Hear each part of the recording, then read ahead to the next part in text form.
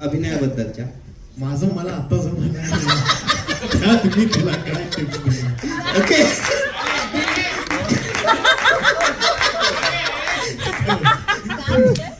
Tips देता का तुम्ही? मी असं माझं मला आता समजतं मी इकडे शिव्या खाऊन झालंय मी काय दिला टिप्स पण मला प्रामाणिकपणे असं वाटतं की कोणालाही फार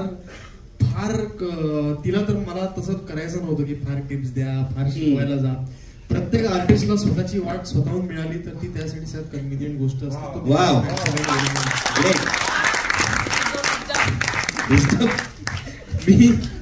मी तसे काय म्हणतो ती तशी फार तिचा नॅचरलपणा तिचा रॉनेस या सिनेमासाठी खूप आवश्यक होता. तो दिसून येतोय. दोघांची केमिस्ट्री खूप छान दिसते. सो आय थिंक तिथेच ती जिंकली. तिला माझ्या टिप्सची काही गरज नाहीये शक्यता आता तरी आणि पुढेही नसेल याची खात्री आहे मला. तिच्याच टिप्सची मला गरज लागेल पुढे जाऊन असं मला माझा आता खेळ बोलून आता मला परत बोललो. आता तिघ स्टेजवरती सापडलेले आहेत.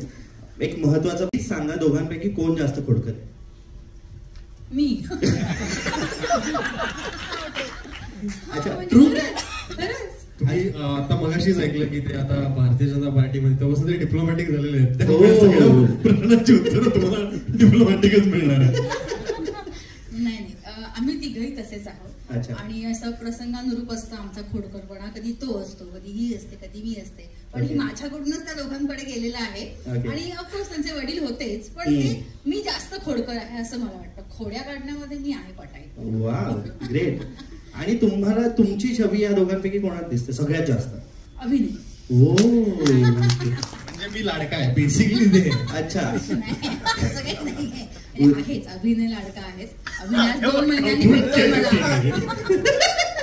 अभिनय 2 महिन्यांनी भेटतोय मला. 2 महिन्यानंतर आमचं आज भेट होते आमची. कारण मी शूट करते पुण्यामध्ये आणि हा 2 महिने झाला लंडनला होता त्यामुळे त्याची माझी भेट झाली नव्हती.